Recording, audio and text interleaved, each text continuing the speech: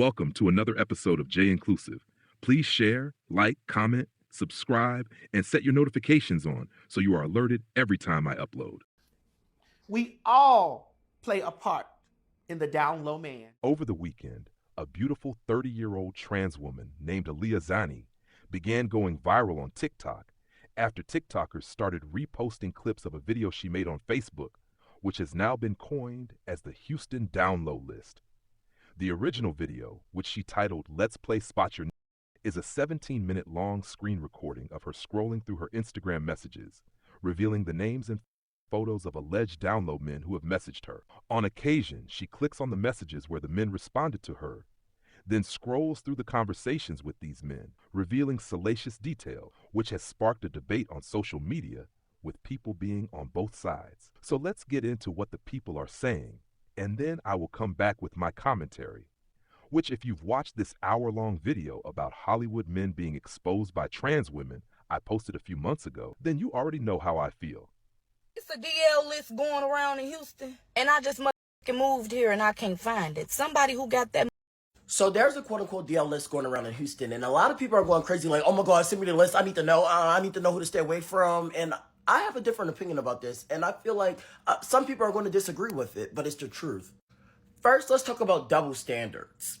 A lot of women I know dibbled and dabbled with both genders. And guess what society does? Turn a blind eye to it. Majority of the time. But when a man likes another man and also another woman, it's, stay away from me. He's hazardous. When will we as society stop shaming these men that like both genders? Y'all wonder why we have a term DL now. Because society makes these men fearful to come out. Y'all are saying be honest, but y'all never open a space for these men to be honest. Like genuinely honest. Without saying it in disgust. Yes, everyone should be honest about who they love, but we need to start having a different approach when it comes to these type of topics. You're gay men in Houston. I need y'all to do exactly what that boy did yesterday. Post them DMs. We know the DLs is in there. First of all, this nigga got the whole Facebook and Instagram hot. Still, hours later. A whole day later. Y'all, they calling Homestead, Homestead. I'm truly cracking up right now. But I just know it's more gay boys out there with more DL niggas in them DMs. So I just need us to all come together as a whole and expose them. And y'all better not go do nothing to that boy either. Just cause you gay, don't mean you need to go kill him. You already exposed, boo. Just did it. And stop calling him punks or niggas who on the DL. Y'all are punks. Stop the car! If you are going to try to defend someone, which this woman comes off as just wanting to know who's on the list to be messy, can we at least get trans women's pronouns correct? Please and thank you. Apparently Houston is in shambles and y'all just not realizing it because a got online and dropped a whole DL receipt list like she was the mother IRS, okay? She posted all the DL men in her inbox. DL baby daddies, pastors, the nigga that fits the alternator. I saw one of my old coworkers on that list and I said, oh, that's why he used to bring 2 phones to work. But what really got me is y'all ain't mad at the men who sent the messages. Y'all mad at her for telling. Now listen, am I saying that everybody she posted was on a DL? No. What I'm saying is DL men exist in every city, but y'all love to play dumb about it. I saw one nigga on the internet talk about Houston turning into the new Atlanta. Correction, babe. Houston been the new Atlanta. Dallas been the new Atlanta. Detroit been the new Atlanta. St. Louis been the new Atlanta. DL men are at an all-time high, and it is not just in Atlanta, boo. You probably sitting next to a DL nigga right now and don't even know it. He texting his homeboy 3 heart eye emojis and you still thinking they just close. Now let's get to the real issue here, okay? Y'all yelling DL men on the reason STD rates are so high, and I'm not saying that's not part of it, but the real gag is y'all raw dogging trust, ignoring the red flags, and thinking vibes is where it's at. Y'all out here getting tested less than y'all get oil changes. Fun fact, STD rates are a group project, babe. Stop just pointing at DL niggas when y'all ain't wrapped it up since 2001. Get tested, get on PrEP, and yes, you too, sis. PrEP is not just for gay men, it's for folks who don't like surprises and like sex. Word of advice though, them first 2 to 3 days you start taking PrEP, stay next to a toilet, cause baby, your stomach gonna be stomaching, okay? I think y'all should stop making jokes about Houston and Atlanta when your cousin from Baltimore, Milwaukee and Compton out here doing the same thing. meeting men in construction zones at 2 a.m. The DL combo is not just about gay folks, it's about responsibility. So whether you gay, straight, pan, or just horny, protect yourself. Because, baby, it ain't about who's gay that you gotta worry about. It's who's lying to you. Let me talk to you all about these DL lists, right? So there's a DL list that's going around for Houston, Texas. And people who don't know what DL is this down low for like down low men or whatever. And I understand that everybody want to know if they make sure they ain't sleeping with somebody that's DL and stuff like that. I completely, wholeheartedly understand the concept. And I understand that some people just get a thrill out of knowing other people's business. But these DL lists gonna get y'all killed. I just want to let y'all know that these DL lists is gonna get y'all unalived because people go to great lengths to hide their secrets for some random person to expose them. There has been trans people, there have been other members of the LGBTQ community that have been unalived for the exact same thing. And it's a lot of them. So you playing with your damn life. You're going to be exposing somebody and they're going to expose you to the Lord because that's where you're going to be. You're going to be up there with God trying to explain to God how the hell you got up there. Like, this is a dangerous game. Like, I don't understand why people play this. In the last 3 months, I have covered the cases of 6 black trans women who have lost their lives to violence. 2 of them are still being investigated.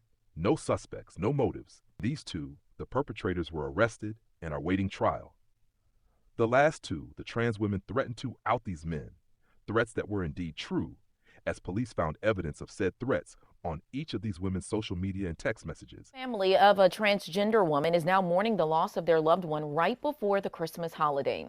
Earlier this week, 18-year-old Cameron Thompson was shot and killed in Tuscaloosa. Authorities tell me they believe the cause of the homicide is related to comments the victim made online regarding the suspect's sexual preference. Police say someone shot and killed Dior early February 21st near 95th and Brown Deer. Facebook conversations between Dior and Steed revealed that they had planned to meet around Valentine's Day. However, when Dior disclosed that she was transgender, Steed told officers that he declined to meet with her. Following this, Dior allegedly threatened to expose him publicly unless he sent her money. Prosecutors say the 2 were messaging each other on Facebook for a month before meeting in person. Investigators say when they went through Dior's phone, they came across a Facebook conversation where Dior was threatening to expose Steed for having relations with a transgender woman and demanded Steed pay her. When investigators showed Steed a picture of Dior, prosecutors said Steed replied, quote, "I know dude as just a blackmailer," and, quote, "you would think it's a female."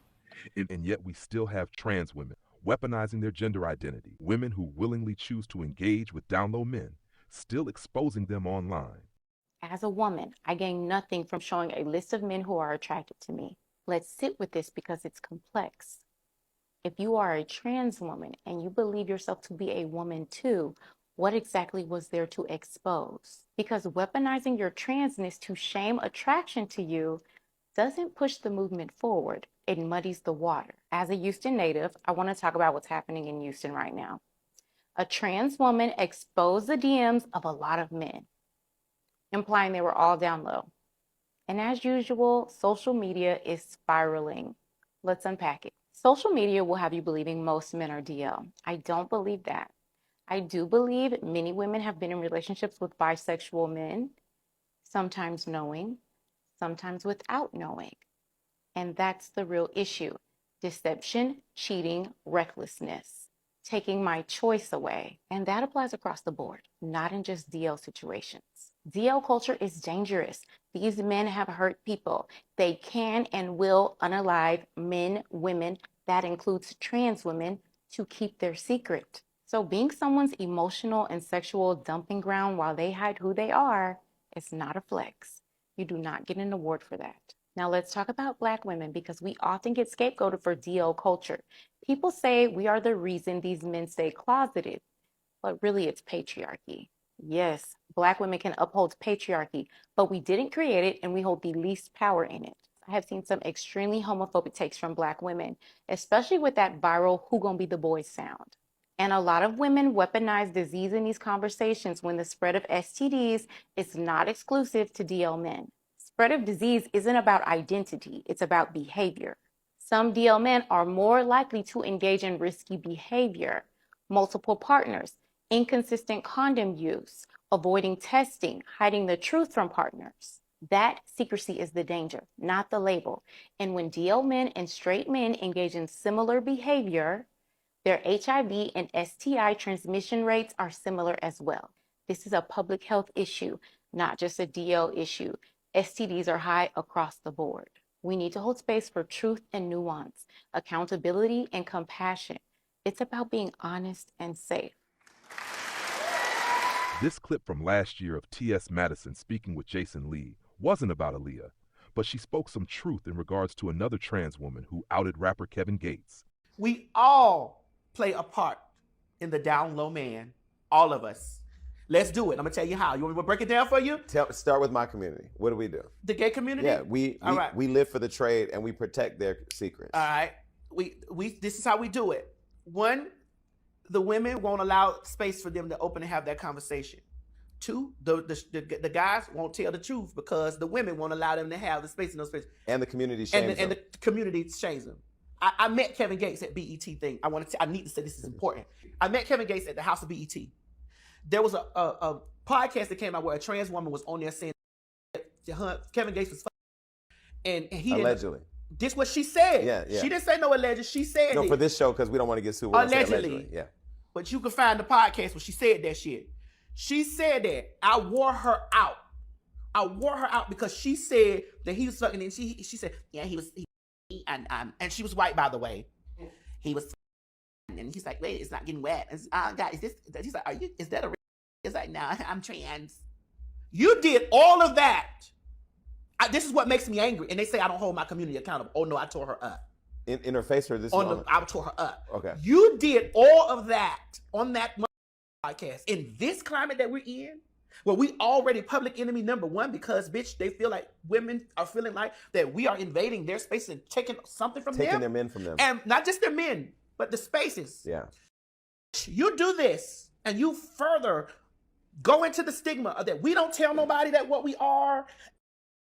We tricking men, and you go on the podcast and talk about this to a huge celebrity like Kevin Gates. I wore her out. I wore her out because this is not that, don't do that. Mm-hmm. And you said that he didn't, you told him in the middle of y'all having sex that you were trans. I was angry with it. The blogs picked this up and they put it out because it's sensational. And you have just used you being a trans person as a weapon against this man. Now I asked the question, are you a woman or are you what time do you be trans? Mm-hmm. Because why are you being sensationalizing you being trans now? Mm-hmm. When it has something to do with this man and which I don't believe. I wore her out. You know Kevin Gates, I was at House B, them girls came and they got me and they took me back there and Kevin Gates don't let nobody touch him. Yeah. Kevin Gates hugged me. Because he saw the clip? Yes. Mm-hmm. Hugged me and said, you got good energy. And I like it. And you know there was some trans people that you always defending the down. I'm not defending the down low man. I don't know that man's sexual. I've never touched that man. I don't know. Right. And I'm not defending him. What I'm trying to do is protect our stupid ass. Right. But you over there, you know the black blogs was gonna pick that stuff up, and you know we black people not ready. After receiving support, backlash, and death threats in her comment section, Aliah, who has over 25,000 followers across her social media accounts, limited her comments and posted the following message to her Facebook. It was never about exposing. I used to try to look out for my homegirls, so I thought we would keep confusion down by knowing who each other mess with. Ultimately, this is an incredibly dangerous game. If my trans sister ever did something like this, though I know she never would, we would have serious issues. Aliah now has countless men in Houston, dating all the way back to 2019, who might be seeking retaliation. Some of those men barely exchanged words with her. Some simply said hello. Even if a few of them had wronged her, that doesn't justify weaponizing her identity or allegedly exposing them all. This is where accountability within the trans community becomes critical. We have to be able to call each other in, not just out, because this is not okay. It's also disheartening to see some cisgender women in Houston praising her while simultaneously misgendering her.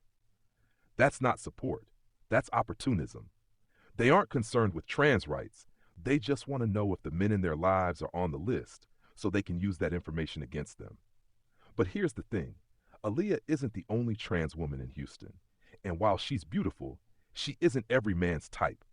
So your father, cousin, brother, son, or nephew may not be in her DMs, but they could be in someone else's.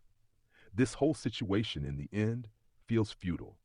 I truly hope this begins and ends here, because the last thing we need is more black trans women who are already being targeted and harmed in cities across the country, engaging in something that could put them at even greater risk. This isn't pushing the movement forward, and it's certainly not cute. We've all had our encounters with down low men, and while the pain, the lies, the secrecy, and the manipulation can be incredibly difficult to navigate, the solution is not exposure. If you're tired of being hidden, if it hurts to be someone's secret, then stop dating down low men. It's that simple. Most of the time, you can tell within the first few minutes of conversation. So the real question becomes, what are we doing and why? If you can't take no more, say